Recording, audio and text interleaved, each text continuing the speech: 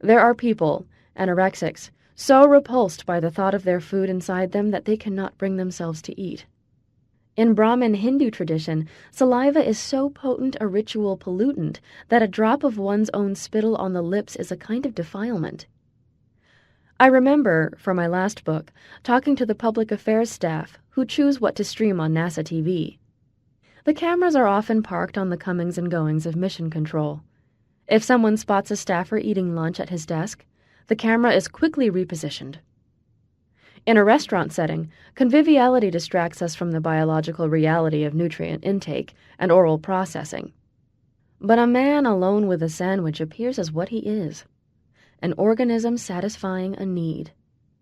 As with other bodily imperatives, we'd rather not be watched.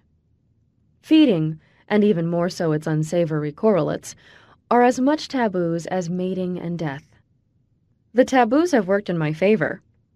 The alimentary recesses hide a load of unusual stories, mostly unmined. Authors have profiled the brain, the heart, the eyes, the skin, the penis and the female geography, even the hair, but never the gut. The pie hole and the feed chute are mine. Author's note: The Hair, by Charles Henry Leonard, published in 1879. It was from Leonard that I learned of a framed display of presidential hair, currently residing in the National Museum of American History and featuring snippets from the first 14 presidents, including a coarse, yellow-gray, somewhat peculiar lock from John Quincy Adams. Leonard, himself moderately peculiar, calculated that a single head of hair of average growth and luxuriousness in any audience of 200 people will hold supported that entire audience. And, I would add, render an evening at the theater so much more the memorable. Like a bite of something yummy, you will begin at one end and make your way to the other. Though this is not a practical health book, your more pressing alimentary curiosities will be addressed. And some less pressing. Could thorough chewing lower the national debt?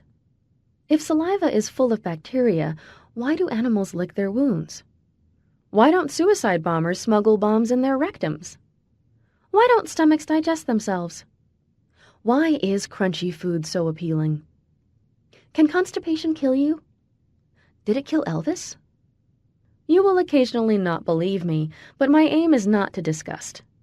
I have tried, in my way, to exercise restraint. I am aware of the website www.poopreport.com, but I did not visit. When I stumbled on the paper, "Fecal odor of sick hedgehogs mediates olfactory attraction of the tick," in the references of another paper, I resisted the urge to order a copy. I don't want you to say, "This is gross." I want you to say, "I thought this would be gross, but it's really interesting." Okay, and maybe a little gross.